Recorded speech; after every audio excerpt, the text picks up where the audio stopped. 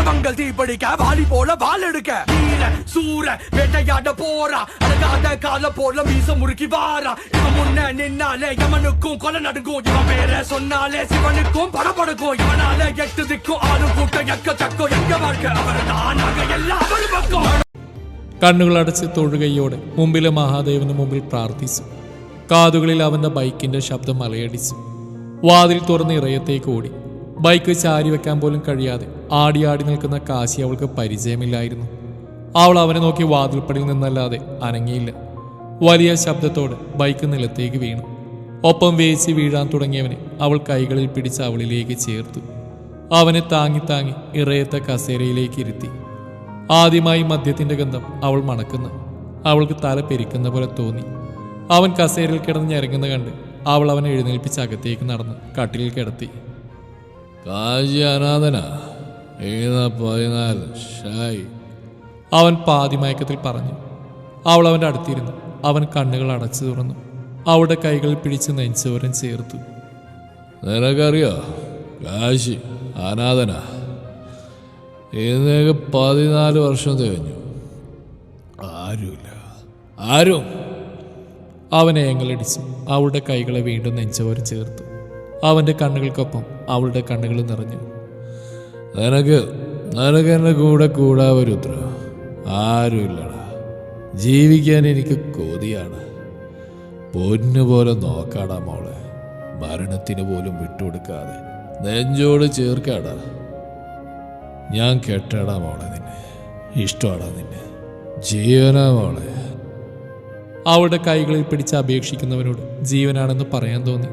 പക്ഷേ സന്തോഷം കൊണ്ട് വാക്കുകൾ തൊണ്ടക്കുഴിയിൽ നിന്ന് വരുന്നില്ല. അവൻ കൈകൾ പതിയെ വിടുവിച്ചു. വേണ്ട കാശി കൊള്ളില്ല. നിനക്ക് വേണ്ട മോളെ. ഞാൻ ഒരുപാട് പെണ്ണുങ്ങളുടെ കൂടെ. വേണ്ടടാ, നിനക്ക് വേണ്ട. കാശി ചീത്തയാ. പൊക്കോ നീ. പഠിച്ചു. ബാക്കി പറയാതെ അവൻ ഉറക്കത്തിലേക്ക് വീണു. അവൾ അവനെ തന്നെ നോക്കി മുറിയിലേക്ക് നടന്നു. വാതിലടച്ച് വാതിലിൽ ചാരി ഊർന്ന് താഴേക്ക് ഇറങ്ങി കരഞ്ഞു. അതൊരിക്കലും അവൻ കൊള്ളില്ലെന്ന് പറഞ്ഞിട്ടല്ല, അവൻ്റെ കണ്ണിലെ തന്നോടുള്ള പ്രണയം കാണാൻ കഴിയാഞ്ഞിട്ട്. എപ്പോഴോ അങ്ങനെ ഇരുന്ന് ഉറങ്ങി. കണ്ണുകൾ വലിച്ചു തുറന്നു. ഇന്നലെ കഴിച്ച് കുറച്ച് കൂടിപ്പോയി. ഇന്നലെ അമ്മയുടെ ആണ്ടായിരുന്നു. അതിൻ്റെ വിഷമം മറക്കാൻ വേണ്ടിയിട്ടാണ് കുടിച്ചത്. നാളുകൾക്ക് ശേഷം വീണ്ടും തുടങ്ങിയതുകൊണ്ട് നിർത്താൻ കഴിഞ്ഞില്ല. എപ്പോഴാണ് ഇവിടെ വന്നതുപോലും ഓർക്കുന്നില്ല. അവളോട് വല്ലോ അവൻ മുട്ടിൽ കൈകളൂന്നി കണ്ണുകൾ അടച്ചു. ഒന്നും ഓർമ്മയില്ല. പാതി ചാരിയ വാതിൽ തുറന്ന് പുറത്തേക്കിറങ്ങി. ആദ്യം നോക്കിയത് അവളുടെ മുറിയിലേക്കാണ്. അടഞ്ഞു കിടക്കുന്നുണ്ട്. അവളോടെങ്ങനെ അവൻ തിരിഞ്ഞകത്തേക്ക് കയറാൻ തുടങ്ങിയതും അവളുടെ മുറിയുടെ വാതിൽ തുറന്നു. അവൻ അങ്ങോട്ട് നോക്കി. തന്നെ ഒന്ന് നോക്കുക കൂടി ചെയ്യാതെ പോകുന്നവളെ കാണി ഉള്ളം നേറി. മുറിയിലേക്ക് തിരികെ നടന്ന് കട്ടിലേക്കിരുന്നു. തലയിൽ കൈവച്ചിരുന്നു. തന്നോടുള്ള ദേഷ്യം മുഴുവൻ അടുക്കളയിലെ പാത്രങ്ങളോട് തീർക്കുന്ന കേൾക്കാം. ഇന്നലെ അവളോട് ഞാൻ എന്തെങ്കിലും മോശമായി? അങ്ങനെയൊന്നും ഉണ്ടാവില്ല. അങ്ങനെയാണെങ്കിൽ അവളെൻ്റെ അടുത്തല്ലേ ഉണ്ടാവേണ്ടേ? ഇനി അവളോട് ഞാൻ എന്തെങ്കിലും പറഞ്ഞു? എൻ്റെ കാശിനാഥ, ഞാൻ ബോധമില്ലാണ്ട് അവളോട് എനിക്ക് മുടിഞ്ഞ പ്രേമാണെന്നൊന്നും പറഞ്ഞ് കാണല്ലേ. മുരടനക്കുന്ന ശബ്ദം കേട്ട് കണ്ണുകൾ തുറന്നു. തൻ്റെ നേരെ നീണ്ടു നിൽക്കുന്ന ചായക്കപ്പ് അവളെ നോക്കാതെ വാങ്ങിച്ചു. ഊതി കുടിച്ചു. തല ഉയർത്തി അവളെ നോക്കി. തന്നെ നോക്കി ദഹിപ്പിക്കുന്നുണ്ട്. എന്തായെന്ന് കണ്ണുകൾ കൊണ്ട് ഉയർത്തി ചോദിച്ചു. തന്നെ പറ്റി ഞാനൊരു കാര്യം കേട്ടല്ലോ. ചായ നെറുകിൽ കയറി ചുമച്ചു. അവൾ അവൻ്റെ തലക്കിട്ട് കൊട്ടി. അവളെ ദയനീയമായി നോക്കി. തനിക്ക് എന്നോട് അഗാധമായ പ്രണയാണെന്ന് പുരികമുയർത്തിയാണോന്ന് അവൾ ചോദിക്കുന്ന കേട്ടിട്ട് കുടിക്കുന്ന ചായ ഇറക്കണ തുപ്പണ എന്ന് ആലോചിച്ചിരിപ്പാണ് കാശി. അവനത് ഇറക്കി. നിന്നോടാരാ ഈ നട്ടാകുരുക്കാതെ നുണ പറഞ്ഞേ? വാക്കുകളിലെ പതർച്ച അവൾ മനസ്സിലാക്കാതിരിക്കാൻ അവൻ ശ്രദ്ധിച്ചു. അവൾ അവനെ കൂർപ്പിച്ച് നോക്കി. താൻ തന്നെ ഇന്നലെ രാത്രി നീ ഇല്ലാതെ ജീവിക്കില്ല, എന്നെ ഇഷ്ടമാണ്, കെട്ടിക്കോളാം, പൊന്നുപോലെ നോക്കിക്കോളാം എന്നൊക്കെ പറഞ്ഞിട്ട് ഇപ്പം അറിയില്ലെന്നോ? താൻ പറഞ്ഞു കേട്ട് ഞാൻ നട്ടു നനച്ച് വളർത്തിയ എൻ്റെ സ്വപ്നങ്ങൾ. അവൻ അവളുടെ വാക്കുകളും കോപ്രായങ്ങളും നോക്കി രസിക്കുകയാണ്. അത് നില കള്ളിൻ്റെ പുറത്ത് പറഞ്ഞ അല്ലെങ്കിലും പ്രേമിക്കാൻ പറ്റിയൊരു ചളുക്ക്. അവളെ പൂച്ചിച്ചിട്ട് അവൻ ചായ കൂടി തുടർന്നു. ഓ, എന്തായാലും എനിക്കിഷ്ടമാണ്. അവൻ്റെ കയ്യിൽ നിന്ന് ചായ ഗ്ലാസ് താഴേക്ക് ചാടി. നീ എന്നാ പറഞ്ഞേ? എനിക്ക് തന്നെ ഇഷ്ടമാണെന്ന്. ഞാൻ ഇഷ്ടമാണെന്ന് പറഞ്ഞിട്ട് തനിക്ക് എന്നെ ഇഷ്ടമല്ലെന്ന് പറഞ്ഞാൽ എനിക്ക് വിഷമാവും. അതുകൊണ്ടാണ് പറയാതിരുന്നത്. അവൾ കൂളായി അവനോട് പറഞ്ഞു. അവൻ ഇതെന്ത് സാധനം എന്ന പോലെ. നീ ഇപ്പോൾ കുഞ്ഞ, പഠിക്കേണ്ട സമയത്ത് പഠിച്ചാൽ മതി. വേണ്ടാത്ത വിചാരം മനസ്സിൽ കയറ്റണ്ട. പഠിച്ചൊരു ജോലി വാങ്ങാൻ നോക്ക്. ഒരച്ഛൻ്റെ ആകുലതയോടെ അവളോട് പറഞ്ഞിട്ട് താഴെ വീണ ഗ്ലാസ് അവൾ കൈമാറി. അവൾ ഗ്ലാസ് വാങ്ങി തിരിഞ്ഞടന്നു. വാതിൽക്കൽ ചെന്ന് തിരിഞ്ഞു. പഠിച്ച് ജോലി വാങ്ങിയിട്ട് എൻ്റെ സ്പോൺസർ എനിക്ക് കിട്ടാലോ അല്ലേ? അതപ്പോഴല്ലേ, പഠിച്ചൊരു ജോലിക്കാവുമ്പോൾ സ്പോൺസർ വേണ്ട നീ തന്നെ പറഞ്ഞോളൂ. അവനോട് ഇനിയൊന്നും പറഞ്ഞിട്ട് കാര്യമില്ലെന്ന് തോന്നിയുകൊണ്ട് അവൾ അടുക്കളയിലേക്ക് പോയി. അവൾ പോയത് നോക്കി അവൻ്റെ ചുണ്ടിൽ അവനോട് തന്നെ ഒരു പുച്ഛച്ചിരി വിരിഞ്ഞു. ഞാൻ കുഞ്ഞാണ് പോലും, 24 വയസ്സാകാൻ പോകുന്ന ഞാൻ കുഞ്ഞ്. എന്നാൽ പിന്നെ അങ്ങേക്ക് എന്നെ വല്ല ഡേ സ്കൂളിലും വിട്ടൂടെ? കാലമാണ്. അങ്ങനെയൊക്കെ പ്രേമിക്കാൻ പോയ എന്നെ വേണം തല്ല. ഇന്നലെ എന്നായിരുന്നു നീ പൊന്നാണ് മുത്താണ്, ഇന്ന് നീ കുഞ്ഞ് ഇള്ളപ്പുള്ളയാണ് പോലും. എന്താടി നേരം കുറേ മുറിമുറുക്കണു. ഇനി ഇവിടെ കിടന്നു വല്ലതും പറഞ്ഞെടുത്ത് കിണറ്റിലിടും ഞാൻ. അടുക്കളയുടെ വാതിൽപ്പടിയിൽ ചാരി അവളെ രൂക്ഷമായി നോക്കി പറഞ്ഞു അവൻ അകത്തേക്ക് നടന്നു. അവൾ അവൻ പോയ വഴിയെ നോക്കി കൊഞ്ഞനം കുത്തി കാണിച്ച് പണിയിലേക്ക് തിരിഞ്ഞു. ദിവസങ്ങൾ ഓടി മറഞ്ഞു. രുദ്ര ഇപ്പോൾ സെക്കൻഡ് ഇയർ ആയി. അവൻ അവളോ പിന്നെ അവരുടെ പ്രണയത്തെക്കുറിച്ച് പറഞ്ഞിട്ടില്ല. അല്ല, അവൾ പറയാൻ ചെന്ന അവൻ അപ്പം തന്നെ ഓടിക്കും. പഠിക്കാൻ പറയും. അവൾ കുഞ്ഞാണെന്ന് പറയും. അതോടുകൂടി അവളുടെ പ്രണയം പൊഴി. വൈകുന്നേരം അവൾ താമസിച്ചാണ് കോളേജ് വിട്ട് വന്ന്. ഇത്രയും താമസിച്ചാൽ അവൻ വിളിക്കാൻ വരാറുള്ളതാണ്. പക്ഷെ അവനെ കണ്ടതേയില്ല. അവൾ കവലയിൽ വന്നു നടന്നു. അമ്പലത്തിൽ നിന്നും വളവ് തിരിയുന്ന സ്ഥലത്ത് നിന്നപ്പോൾ 2 ചേച്ചിമാർ എതിരെ വന്നു. അവന് നിന്നെ മതിയായില്ലേ? അല്ല, എത്രയ്ക്കായാലും അവരുടെ ചൂടും ചൂരലും ആദ്യം അനുഭവിച്ച്. അവർ പറയുന്ന മനസ്സിലാകാതെ അവന് നോക്കി അവർ പുച്ഛിച്ചിരിച്ചു. നിന്നെ വെച്ചുകൊണ്ട് നടക്കുന്നവനില്ലേ കാശിനാഥൻ, ദൈവത്തിന്റെ പേരും പറഞ്ഞു നടക്കുന്ന പെണ്ണുപിടിയൻ. അവൻ ഇന്ന് രാവിലെയും വൈകുന്നേരം ആ ശാന്തി എഴുന്നള്ളിച്ചുകൊണ്ട് നടക്കുന്നുണ്ട്. എന്നാൽ ഇത്ര പെട്ടെന്ന് അവന് നിന്നെ മതിയായല്ലോ വെച്ചേ. മൂക്കത്തി വിരൽ വെച്ച് അവർ പറയുന്ന കേട്ടിട്ട് തരിച്ചു നിന്നു. അതാണോ ചേച്ചി? എത്രയെന്ന് വെച്ചാൽ ഒരാൾ തന്നെ. ഞാൻ തന്നെയാ പറഞ്ഞു. ഷോ, അപ്പം ഞാനിന്ന് ഫ്രീ. അല്ല, ചിലപ്പോൾ വൈകിട്ട് വരികയായിരിക്കും. ഞാൻ അവിടെ ചെല്ലട്ടെ. അവരുടെ തോളിൽ തട്ടി അവൾ മുന്നോട്ട് നടന്നു. വന്ന കാര്യം നടക്കാതെ അവർ നിരാശരായി. അവൾ നോക്കി കൊഞ്ഞനം കുത്തി നടന്നു. ഓരോന്നിറങ്ങിക്കോളും. കുടുംബം കലക്കി പെൺപിടിയും പോലും അവരെ കെട്ടിയോളാണ്. പോരട്ടെ തള്ള. അവൾ 3 തവണ ആഞ്ഞു തുപ്പി നടന്നു. ഇങ്ങോട്ട് വരട്ടെ, അങ്ങോട്ട് ഞാൻ ചോദിക്കുന്നുണ്ട്. അടുക്കളയിൽ പാത്രങ്ങളോട് മല്ലിടുമ്പോഴും ഉള്ളു നിറയെ അവർ പറഞ്ഞ വരികൾ മാത്രമായിരുന്നു. അവന്റെ വണ്ടിയുടെ ശബ്ദം കേട്ടപ്പോഴേക്ക് ഇറയത്തേക്ക് ഓടി. അവന്റെ മുഖത്ത് ടെൻഷൻ കണ്ടപ്പോൾ ഇടനെഞ്ച് പൊള്ളുന്ന പോലെ. എന്താണ് പറ്റിയേ? അവന്റെ കയ്യിൽ നിന്ന് പച്ചക്കറി കൂട് മേടിച്ചു. അവന്റെ കലങ്ങിയ കണ്ണുകൾ അവൾ വല്ലാതെ നോവിച്ചു. ഏയ്, ശാന്തേച്ചിക്ക് തീരെ വയ്യ. അയ്യോ, എന്തു പറ്റി? ചോദിക്കുന്നതിന് മുമ്പ് അവൻ തന്നെ മറുപടി പറഞ്ഞുകൊണ്ട് അവൾ അവനോട് ആകുലതയോടെ ചോദിച്ചു. ഇന്നലെ തൊട്ട് പനിയായിരുന്നു. ഇന്ന് ഹോസ്പിറ്റലിൽ കൊണ്ടുപോയി. ഇപ്പോഴും കുറഞ്ഞിട്ടില്ല. മരുന്ന് മേടിച്ചില്ലേ? എന്നാൽ പിന്നെ ഇങ്ങോട്ട് കൊണ്ടുവരായിരുന്നില്ലേ? എന്തിനാ അവിടെ തനിയെ നിർത്തിയേ? ഞാൻ പറഞ്ഞാടി കേട്ടില്ല. നിന്നെ അവിടെ കൂട്ടിർത്താന്നും പറഞ്ഞു. അതും വേണ്ടാന്ന് പറഞ്ഞു. ഞാൻ കാരണം നിനക്കൊരു ചീത്തപ്പേരായി. ഇനി ശാന്തേച്ചി കാരണം കൊണ്ട് വേണ്ടാന്ന് പറഞ്ഞു. താൻ കാരണം ഉണ്ടായ ചീത്തപ്പേര് മാറ്റാൻ താൻ എന്നെ കിട്ടിയാൽ പോരെ? നിലത്ത് കളം വരച്ച് കവിളുകൾ ചുമപ്പിച്ച് അവൾ പറയുന്ന കേട്ടിട്ട് അവൻ അവളെ ഇതെന്ത് സാധനം എന്ന രീതിയിൽ നോക്കി. ഞാൻ കുളിച്ചിട്ട് വരാം. അവൻ അവളെ നോക്കി ചിരിച്ചിട്ട് അകത്തേക്ക് നടന്നു. അവൾ അവനെ നോക്കി കൊഞ്ഞനം കുത്തി അടുക്കളയിലേക്ക് നടന്നു. ദിവസങ്ങൾ വീണ്ടും ഓടിക്കൊണ്ടിരുന്നു. അവൻ്റെ ഒപ്പം അവളും കൂടി ചെന്ന് ശാന്തി ചേച്ചിയെ കണ്ടു.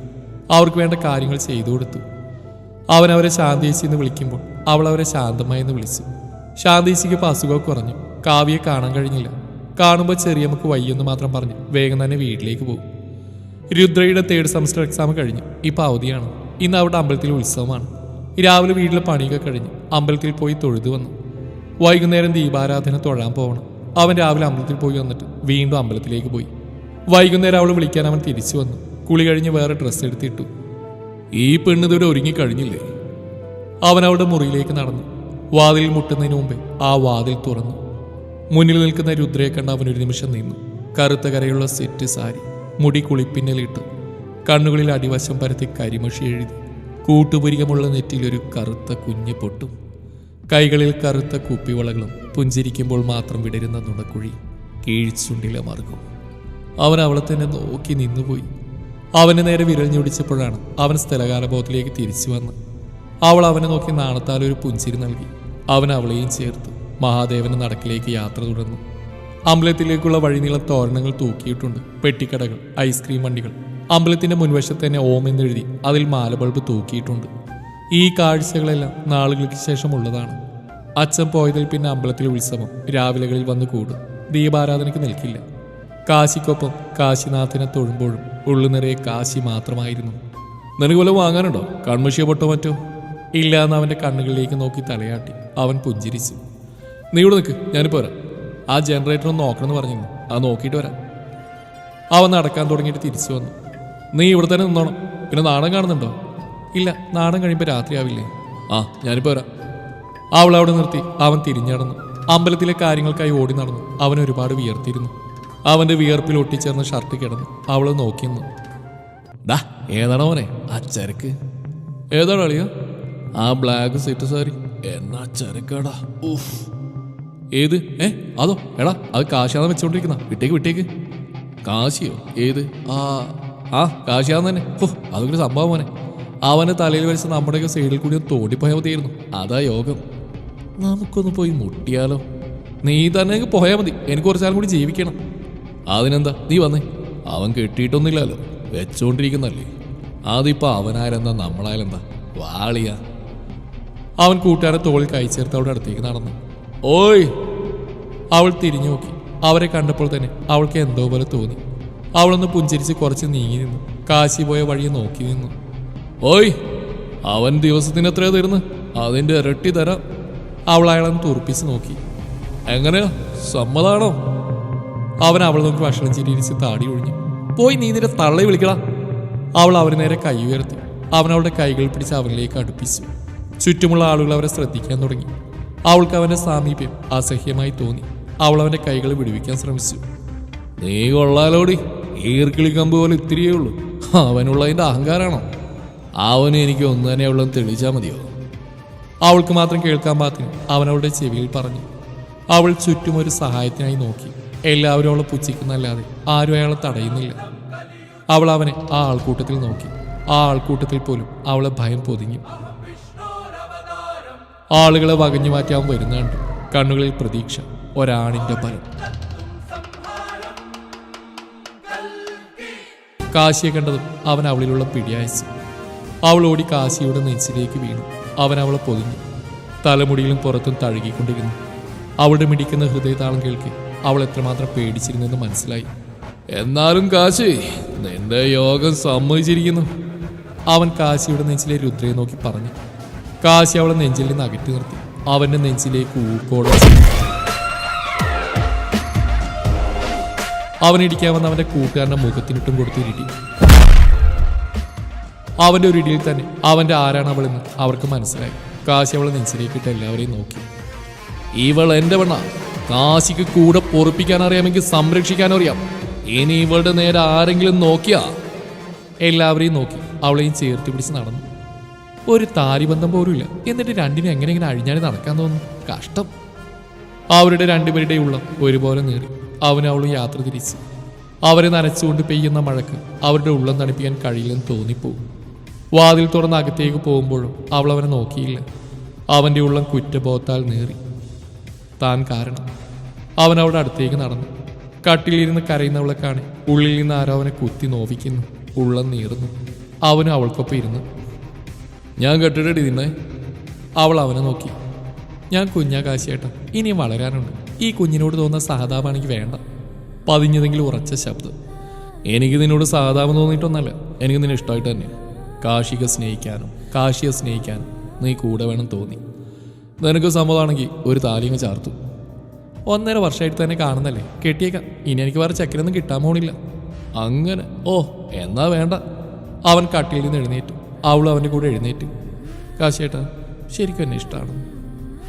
അവൻ്റെ കണ്ണുകളിലേക്ക് ആഴ്ന്നിറങ്ങി. അവൻ്റെ കണ്ണുകളിലെ പ്രണയത്തെ കാണാനായി. ഇഷ്ടമാടി, ജീവനാ. എപ്പോഴും നീ എൻ്റെ മനസ്സിൽ കയറിക്കൂടി, ഞാൻ പോലും അറിയാതെ. അവൻ അവളുടെ കണ്ണുകളിലേക്ക് നോക്കി. അവളുടെ കുഞ്ഞുമുഖം കൈക്കുമ്പിളിലെടുത്തു. അവൾ സ്നേഹപൂർവ്വം അവൻ്റെ നെഞ്ചിലേക്ക് ചാഞ്ഞു. അവൻ അവളെ ചേർത്ത് പിടിച്ചു. അല്ല, കെട്ടിയിട്ട് എന്തിനാ മനുഷ്യ? അവൻ്റെ നെഞ്ചിൽ നിന്ന് തലയുയർത്തി കുസൃതിയോട് അതിലേറെ കുറുമ്പോട് അവൾ ചോദിച്ചു. കെട്ടിയിട്ട് 5-6 പിള്ളേരുണ്ടാകടി. അവൻ മീശ വിരിച്ചുകൊണ്ട് അവളെ ചുഴിഞ്ഞു നോക്കി. 5-6? ആ, പൊളിയായിരിക്കൂടി. പക്ഷേ നീ അത്രയും താങ്ങും തോന്നില്ല. അതുകൊണ്ട് ഞാൻ കുറക്കാം. നാം 1, നമുക്ക് 2. ഒരാൺകുഞ്ഞും ഒരു പെൺകുഞ്ഞും. അവൻ പുരികം പൊക്കി മതിയോ എന്ന് ചോദിച്ചു. അവൾ കിണിങ്ങി അവൻ്റെ മേലുള്ള പിടുത്തം വിട്ടു. തിരിഞ്ഞെന്ന് അവൻ അവളുടെ കഴുത്തിലൂടെ വട്ടം ചുറ്റി പിടിച്ചു. അവളുടെ തലയിൽ തലോടി. കാശിയേട്ടാ, എൻ്റെ ഏറ്റവും വലിയ ആഗ്രഹം എനിക്ക് 10 കുട്ടികൾ വേണമെന്നാ. അവനിലേക്ക് ചേർന്ന് അവൾ നിഷ്കളങ്കമായി പറഞ്ഞു. എത്ര? 10 പ്ലീസ് കാശിയേട്ടാ. എനിക്ക് 5, കാശിയേട്ട 5, അങ്ങനെ 10. അവൾ കൈ ഉയർത്തി കാട്ടി കണക്ക് തെളിയിച്ചു. 15 ആക്കാടി. ബാക്കി 5 നാട്ടുകാർക്ക് വീതിച്ചു കൊടുക്കാം. അപ്പോൾ ഓക്കെ ആവുമല്ലോ. അവൻ ഷർട്ട് ഉടഞ്ഞു. അവൾ അവൻ്റെ വർത്താനം കേട്ട് കയറിവെച്ച് തിരിഞ്ഞു. എനിക്ക് 10 കുട്ടികൾ വേണം. ഓക്കെ എങ്കിൽ ഞാൻ കിട്ടും. എൻ്റെ പൊന്നോ, 10 എങ്കിൽ 10 തരാം. ഒടുക്കം ഒന്ന് കഴിയുമ്പോൾ അയ്യോ ചേട്ടാ ഇനി പറ്റില്ലെന്ന് പറഞ്ഞ് വന്നേക്കരുത്. അവനവളുടെ നുണക്കുഴിയിൽ കുത്തി അവൾ പുഞ്ചിരിച്ച്. എന്നെ മോൾ കിടന്നുറക്കാൻ നോക്കി. ആദ്യം പഠിത്തം, അത് കഴിഞ്ഞ് കെട്ടുള്ളൂ. കാശി ചേട്ടാ. മിണ്ടാതെ പോയി കിടന്നുറങ്ങി, ക്ലാസ് കൊണ്ട് തുടങ്ങും. അവൻ അവളെ നോക്കി പേടിപ്പിച്ച് മുറിയിൽ നിന്ന് ഇറങ്ങി. അവൾ അവൻ പോയത് നോക്കി പുഞ്ചിരിയോടെ വാതിൽ ചേർത്തടച്ച് കിടന്നു. ഞായറാഴ്ച രാവിലത്തെ പണിയൊക്കെ കഴിഞ്ഞു അവൾ ഇറയത്തേക്ക് ഇറങ്ങി. മുറ്റം ചുറ്റി നടന്ന് കണ്ടു. അവിടെ ഇവിടെ പുല്ലുകളുണ്ടായിരുന്നു. അവനവളുടെ നോട്ടെല്ലാം നോക്കി ഇറയത്തിരുന്നു. ആരോ മുറ്റം കടന്നു വരുന്ന പോലെ തോന്നി. രണ്ടുപേരും അങ്ങോട്ടേക്ക് നോക്കി. കാവ്യ ഒപ്പം ചെറിയമ്മയുണ്ട്. ചെറിയമ്മ ആകെ മാറിയതുപോലെ, ആള് പകുതിയായതുപോലെ, കണ്ണുകളിൽ കറുപ്പ് ബാധിച്ച് ആ കണ്ണുകൾ മാപ്പിരക്കുന്ന പോലെ. കാവ്യ അവർക്ക് രണ്ടുപേർക്കും വരേണ്ട പുഞ്ചിരി നൽകി. കുഞ്ഞേച്ചി, ഞങ്ങൾ കോട്ടയത്തേക്ക് പോവാം. എന്താ വാവേ? ചെറിയമ്മ രുദ്രയുടെ അടുത്തേക്ക് വന്നു അവളുടെ മുഖത്തൂടെ കൈയോടിച്ചു. നാളുകൾക്ക് ശേഷം ചെറിയമ്മയിൽ നിന്ന് അമ്മയുടെ വാത്സല്യം അവൾ അറിഞ്ഞു. ദൈവം എന്നെ അങ്ങോട്ട് വിളിക്കാൻ പോവാ. പോകുന്നതിന് മുമ്പ് മോളോട് വന്ന് ക്ഷമ ചോദിക്കണം തോന്നി. അവർ രുദ്രയുടെ കൈകൾ പിടിച്ചു. എനിക്ക് മാപ്പ് നൽകണം. കരഞ്ഞുകൊണ്ടവർ അവളെ ചുറ്റിപ്പിടിച്ചു. അവൾ അവരെ ഇറുകെ പുണർന്നു. ആദ്യമൊക്കെ അമ്മക്ക് നടുവേദന എന്ന് പറഞ്ഞില്ലായിരുന്നു. കുറച്ച് നാൾ മുമ്പ് അമ്മ ഒന്ന് തലനിറങ്ങി വീണിരുന്നു. ഹോസ്പിറ്റലിൽ പോയപ്പോൾ അവർ പറഞ്ഞു ക്യാൻസർ ആണെന്ന്, നട്ടലിനുള്ളിൽ. വാക്കുകളിടറാതെ കാവ്യ പറഞ്ഞു നിർത്തി. മോളോട് ചെയ്തതിന് ദൈവം തന്നതായിരിക്കും. എൻ്റെ കാര്യത്തിൽ എനിക്ക് പേടിയില്ല. പക്ഷേ കാവ്യമോള്, ഞാൻ പോയ ആരാ അവൾക്കുള്ളത്? അവർ സാരി തലപ്പിൽ കണ്ണുനീർ തുടച്ചു. രുദ്രയുടെ കണ്ണുകൾ നിറഞ്ഞു. കാശിയുടെ ഉള്ളം നേറി. കോട്ടയം മെഡിക്കൽ കോളേജിൽ കൂടുതൽ ചികിത്സയ്ക്ക് വേണ്ടി പോവാ. വീടും സ്ഥലവും പണയം വെച്ചു. രുദ്ര അവരെ നോക്കി കണ്ണുകൾ കൊണ്ട് മാപ്പ് പറഞ്ഞു. മോളുടെ അച്ഛനും അമ്മയും ഉറങ്ങുന്ന മണ്ണാണെന്നറിയാൻ കിട്ടിയ പൈസയുടെ കുറച്ചുണ്ട്, മുഴുവനില്ല. കുറച്ച് നോട്ടുകെട്ടുകൾ അവിടെ കൈകളിലേക്ക് വെച്ചു കൊടുത്തു. ജീവനോടെ തിരിച്ചു വന്നാൽ ഞാൻ തിരിച്ചെടുക്കും. ഇല്ലെങ്കിൽ ഈ പൈസ കൊണ്ട് ഒന്നും ആവില്ലെന്നറിയാം. പക്ഷെ പലിശയെങ്കിലും. വാക്കുകൾ പുറത്തു വരാതെ അവർ വിരുമ്പി. കാശി അവരുടെ കയ്യിൽ നിന്നും പണം വാങ്ങി കാവ്യയുടെ കയ്യിൽ കൊടുത്തു. ഡോക്ടർ എത്ര നാളത്തെ ചികിത്സ എന്നാ പറഞ്ഞ്? അറിയില്ല ഏട്ടാ. വാ, ഞാൻ കൊണ്ടായി തരാം. പൈസ എത്രയായാലും തിരിച്ചു വരും. അവൻ അവരെ നോക്കി. അവരവനെ ബഹുമാനത്തോടെ നോക്കി. മോനെ, മാപ്പ്. ക്ഷമിക്കാനും മാപ്പ് നൽകാനും ഞാനോ നിങ്ങളോ തമ്മിലൊരു പ്രശ്നമല്ല. പിന്നെ ഒരു ചെറിയ ബന്ധമുണ്ട്, ആയിട്ടില്ല, വരുന്നേ ഉള്ളൂ. അവർ മനസ്സിലാവാതെ അവനെ നോക്കി. അവനൊരു കുഞ്ഞു പുഞ്ചിരി ചുണ്ടിൽ വിരിയിച്ചു. എൻ്റെ അമ്മായിയമ്മയായിട്ട് വരും. ഞങ്ങൾക്ക് രണ്ടുപേർക്ക് ആരുമില്ല, ആകെ കൂടെയുള്ള ചെറിയമ്മയാണ്. അവൻ അവരെ നെഞ്ചോട് ചേർത്തു. 4 പേരുടെയും കണ്ണുകൾ ഒരുപോലെ നിറഞ്ഞു. പശ്ചാത്താപത്തേക്കാൾ വലിയ ശിക്ഷയില്ല. അവൻ തന്നെ അവരെ കോട്ടയത്തേക്ക് എത്തിച്ചു. അവർക്ക് വേണ്ട കാര്യങ്ങളെല്ലാം ഒരു മകനെ പോലെ ചെയ്തു കൊടുത്തു. രുദ്രയ്ക്ക് ക്ലാസ് തുടങ്ങി. അവൾ ക്ലാസ്സിൽ പോയി തുടങ്ങി. ചെറിയമ്മ ജീവിതത്തിലേക്ക് തിരിച്ചു വന്നു. കാശിക്ക് രുദ്രയ്ക്കും അമ്മയായി. വീടും പറമ്പും ബാഗിലും തിരികെ എടുത്തു. കാവ്യക്ക് +2 കിട്ടിയത് കോട്ടയത്തായിരുന്നുകൊണ്ട് അവരങ്ങോട്ട് പോയി. രുദ്രയുടെ PG ഒക്കെ കഴിഞ്ഞ് ഇപ്പോൾ PSC എക്സാം എഴുതുന്ന തിരക്കിലാണ്. കാവ്യയും ചെറിയമ്മയും മാസത്തിലൊരിക്കൽ വരും. അങ്ങനെ അവരുടെ സുന്ദരമായ ജീവിതം. പ്രകൃതി ഇരുട്ടിനെ സ്വീകരിച്ചു തുടങ്ങി. ബൈക്ക് സ്റ്റാൻഡിൽ വെച്ച് അവർ മെഡിക്കൽ സ്റ്റോറിലേക്ക് നടന്നു. ചേട്ടാ, ഒരു ബാഗ് സാനിറ്ററി നാപ്കിൻ. കസേരയിൽ നിന്ന് അയാൾ എഴുന്നേറ്റ് അവനെ ബഹുമാനിച്ചു. ഇപ്പം തന്നെ തരാം സാർ. അവൻ അയാൾ നീട്ടിയ പാക്കറ്റ് മേടിച്ചു. അയാൾക്ക് പൈസ കൊടുത്തു. ബൈക്ക് എടുത്തുകൊണ്ടുപോയി. അയാൾ അവൻ്റെ കാക്കി ഷർട്ടിൻ്റെ നെഞ്ചിൽ ഒട്ടിക്കിടന്ന പേരോർത്തു. കാശിനാഥൻ. എന്താണ് കാശിനാഥൻ IPS ഇത്ര താമസിച്ച്? നിനക്കൊരു ചെക്കനെ തേടി പോയതാടി. ഇന്നാടി. അവനവളുടെ കയ്യിലേക്ക് പാക്കറ്റ് വെച്ച് കൊടുത്തിട്ട് അകത്തേക്ക് പോയി. അവൾ അവൻ്റെ പുറകെ പോയി. അവൻ കാക്കി ഷർട്ട് അയച്ച് അഴിയിലേക്ക് ഇട്ടു. തോർത്തയുടെ തോളിലേക്ക് ഇട്ടു. എന്താണ് കാശിനാഥ് IPSനൊരു ദേഷ്യം? അവൾ കൈ പുറകിലേക്ക് വെച്ച് പുരികമുയർത്തി ചോദിച്ചു. അവൻ അവളെ നെഞ്ചിലേക്ക് ചേർത്തു. ഒന്നുമില്ലടി കാന്താരി. അവളുടെ മൂക്കിൽ മൂക്കുരസി. അവൾ അവൻ ഒരുപോലെ പുഞ്ചിരിച്ചു. നാടി കൂടി തെണ്ടി തിരിഞ്ഞ് നടന്ന ആളുകളെ പെരുമാറിക്കൊണ്ടിരുന്ന ഇങ്ങനെ ഞാനിപ്പോൾ ലൈസൻസ് കൊടുത്ത അവസ്ഥയാ. എന്നാടി? അവൻ വെട്ടിയൊതുക്കിയ മീശ വിരിച്ചു. നിങ്ങൾ നന്നായിക്കോട്ടെന്ന് കരുതിയല്ലേ മനുഷ്യ ഞാൻ IPS എക്സാം എഴുതിച്ച് ഒരു ജോലി വാങ്ങി തന്ന്. നിങ്ങളിപ്പോൾ ലൈസൻസ് ആക്കിയിട്ട് നാട്ടുകാരെ പഞ്ഞിക്കിടുന്ന എന്തിനാ മനുഷ്യ? ഒരു സുഖം, മനസുഖം. അവനവളുടെ തലക്കെട്ടുകൂടി കുളിക്കാൻ പോയി. കെട്ടുന്നതിന് മുമ്പ് നിങ്ങളെന്നെ വിധവയാക്കുമോ? അവൻ പോയ വഴി അവൾ വിളിച്ചു പറഞ്ഞു. മഹാദേവനെ നടയിൽ വെച്ച് കുഞ്ഞാലിലെ താലിയിൽ അവനവൾ അവൻ്റേതാക്കി. അവരെ ആശീർവദിക്കാൻ എന്ന പോലെ മഴയും ഉണ്ടായിരുന്നു. ചെറിയമ്മയും കാവ്യയും ശാന്തമ്മയും. വലതുകാൽ വെച്ച് കയ്യിൽ നിലവിളക്കുമായി അവൾ വീടിൻ്റെ പടി കയറി. സെറ്റും മുണ്ടുകൊടുത്ത് കൈകളിൽ പാൽ ഗ്ലാസുമായി അവൻ്റെ മുറിയിലേക്ക് നടക്കുമ്പോൾ അവളുടെ ഉള്ളം പെരുമ്പറ കൊട്ടുന്നുണ്ടായിരുന്നു. മുല്ലപ്പൂവിനാൽ അലങ്കരിച്ച കട്ടിൽ അവളിൽ നാണം നിറച്ചു. അവൾ പാൽ ഗ്ലാസ് മേശമേൽ വെച്ചു. അവൾ ജനൽ തുറന്ന ആകാശത്തേക്ക് നോക്കി. മഴയിൽ കുതിർന്നു കിടക്കുന്ന മാവും മാവിലൂടെ പടർന്നു കയറിയ മുല്ലച്ചെടിയും എല്ലാം മുട്ടിട്ടിട്ടുണ്ട്. അന്തരീക്ഷം തണുപ്പാൽ പടർന്നു. വാതിൽ സാക്ഷി വീഴുന്ന ശബ്ദം കേട്ട് അവൾ തിരിഞ്ഞു നോക്കി. കാശി. അവൾ അവനെ നോക്കി പുഞ്ചിരിച്ചു. ജനൽ കൂടി പുറത്തേക്ക് കണ്ണുകൾ പായിച്ചു. അവൻ മേശമേലിരുന്ന പാൽ ഗ്ലാസ് എടുത്ത് അവളുടെ അടുത്തേക്ക് നടന്നു. അവൻ കുറച്ച് കുടിച്ച് ബാക്കി ഭാഗം അവൾക്കായി നൽകി. അവൾ കുടിച്ച് ഗ്ലാസ് മേശമേൽ വെച്ച് അവൻ്റെ നെഞ്ചിലേക്ക് ചാഞ്ഞു. കാശിയേട്ടാ. എന്താടി? ഒന്നുമില്ലെന്ന് അവൾ തലയാട്ടി. കാശിയേട്ടാ. എന്നാടി? ഞാനൊരു കാര്യം പറഞ്ഞാലേ സാധിപ്പിച്ചു തരുമോ? 10 കുട്ടികളല്ലേ, ആ കാര്യം ഞാൻ ഏറ്റു. അതല്ല. അപ്പോൾ വേണ്ടേ? വേണം കാശിയേട്ടാ, പക്ഷെ ഇപ്പം എനിക്ക് ഒരു കഥ പറഞ്ഞു തരുമോ? പിന്നെ ആറ്റി നോറ്റി കിട്ടി ആദ്യ രാത്രി ഇന്ന് കഥ പറഞ്ഞിരിക്കുമല്ലേ. Please കാശിയേട്ടാ, please. ഇത് ചക്കരയല്ലേ? അവളവനെ നെഞ്ചിൽ കിടന്ന് കൊഞ്ചി. അവൻ്റെ നെഞ്ചിലേക്ക് വീണ്ടും മുഖം ചേർത്തു. അവൻ കൈകളിൽ കോരിയെടുത്ത് കട്ടിൽ കിടത്തി അവളുടെ നെഞ്ചിലേക്ക് മുഖം ചേർത്തു. ഒരു ഗ്രാമം, അവിടെ ഒരു കുഞ്ഞു കുടുംബം, ഒരമ്മയും അച്ഛനും മകനും. സന്തോഷം മാത്രം അവർക്ക് ദൈവം നൽകി. ഒരു ദിവസം അച്ഛനെ ദൈവം വിളിച്ചു. അച്ഛൻ അവരോട് ഒരു വാക്ക് പോലും പറയാതെ പോയി. എല്ലാവരും പറഞ്ഞു ഹൃദയം പൊട്ടിയതാണെന്ന്. കുറേ നാൾ അമ്മയും മകനും ആ നാട്ടിൽ നിന്നു. കുറച്ചാൾ കഴിഞ്ഞപ്പോൾ ആ കുഞ്ഞിൻ്റെ അമ്മക്കും അസുഖമാണത്രേ, ക്യാൻസർ. അവൻ ആ വീടെല്ലാം വിറ്റ് അമ്മയെ ചികിത്സിച്ചു. അമ്മയെ കുറച്ചാൾ കൂടി കാണാൻ അവന് നൽകി. ആ നാടും വീടും വിട്ട് അവൻ മറ്റൊരു നാട്ടിലേക്ക് വന്നു. കൂട് വിട്ട് കൂടുമാറ്റം. എല്ലാവരിൽ നിന്നും അവൻ ഉൾവലിഞ്ഞു. കുറച്ച് നാളുകൾക്ക് ശേഷം അവനിൽ നിന്ന് അവൻ്റെ അമ്മയും ദൈവം തട്ടിയെടുത്തു. അമ്മയും പോയന്ന് അവൻ ഈ ലോകത്ത് അനാഥനായി മാറി. നാട്ടുകാരെല്ലാം വന്ന് മൂക്കത്ത് വിരൽ വെച്ച് ആ കുഞ്ഞിൻ്റെ കഷ്ടകാലെന്ന് പറഞ്ഞു. ഇരുട്ടിൽ അവൻ തനിയെ കിടന്നു. ആരും അവനൊരു നേരത്തെ ആഹാരം പോലും നൽകിയില്ല. രാത്രി കരിയിലകൾ അനങ്ങുന്ന ശബ്ദം കേട്ട് പേടിച്ചിട്ട് ആ 15 വയസ്സുകാരൻ അനങ്ങാൻ പോലും പറ്റിയില്ല. കൈകൾക്കോ കാലുകൾക്കോ ശേഷിയില്ലായിരുന്നു. ആ കാലടികൾ അകന്നുപോയി. അവൻ വിറക്കുന്ന കാലുകളുമായി ഇറയത്തേക്ക് നടന്നു. ഒരു പൊതിച്ചോറ് അവൻ ആർത്തിയോടെ കഴിച്ചു. പിന്നീടുള്ള രാത്രികളിൽ മാത്രം അവന് വിശപ്പടക്കാൻ ഒരു നേരത്തെ ആഹാരം ലഭിച്ചു പോകുന്നു. ഇരുൾ മൂടുമ്പോൾ മാത്രം ആ കാലടികൾ അവൻ കേൾക്കും. ഒരു ഇരുണ്ട വെളിച്ചത്തിൽ അവൻ കണ്ടു ആ സ്ത്രീ രൂപം. അവന് ജീവിച്ചു പോരാനുള്ള ആഹാരം നൽകുന്ന ദൈവത്തിനെ. അവൻ അവളെ കൂടുതൽ മുറുകെ പുണർന്നു. ഈ ലോകത്ത് അവൻ അവളെ വേണമെന്ന പോലെ അവൻ്റെ കണ്ണുനീർ അവളുടെ മാറിടത്തെ നനയിച്ചു. ഒരു നിമിഷം കഴിച്ചിറക്കിയ ആഹാരത്തിനോട് പോലും വെറുപ്പ് തോന്നി. ഒരുപോലെ ആദരവും ബഹുമാനവും. ആരും അന്വേഷിച്ചു വരാനില്ലാത്തവന് ആ നാട്ടിലെ വേശ്യ അന്വേഷിച്ചു വന്നതിൽ സംശയം. ഒരിക്കൽ അവരോട് ചോദിച്ചു. അതിനവർ പറഞ്ഞ മറുപടി, ഞങ്ങൾ വേശ്യകൾക്ക് ഈ സമൂഹം അമ്മയാവാൻ അവസരം നൽകിയിട്ടില്ല. ഇനി സ്വന്തം ഇഷ്ടപ്രകാരം ആരുടെയെങ്കിലും ചോരയെ ചുമന്നാൽ ആ കുഞ്ഞ് എന്ന് അറിയപ്പെടുന്ന വേശ്യയുടെ മക്കളെന്നായിരിക്കും. ഞാൻ ആഗ്രഹിക്കുന്നുണ്ട് മരിക്കുമ്പോൾ കർമ്മം ചെയ്യാൻ ആരെങ്കിലും വേണമെന്നത്. നിന്നെ ഞാൻ എൻ്റെ മകനെ പോലെ നോക്കാൻ ആഗ്രഹിക്കുന്നുണ്ട്. പക്ഷേ എനിക്ക് അതിനും കഴിയില്ല. ഈ സമൂഹം മാതൃസ്നേഹത്തിന് വിളിക്കുന്ന പേര് കാമന്നാവും. അവൻ കരഞ്ഞോട് അവരെ ചുറ്റിപ്പിടിച്ചു. അവരാദ്യമായി മാതൃസ്നേഹം പകുത്തു നൽകി. അവന് വേണ്ട കാര്യങ്ങളെല്ലാം ഒളിഞ്ഞെന്ന് ചെയ്തു കൊടുത്തു.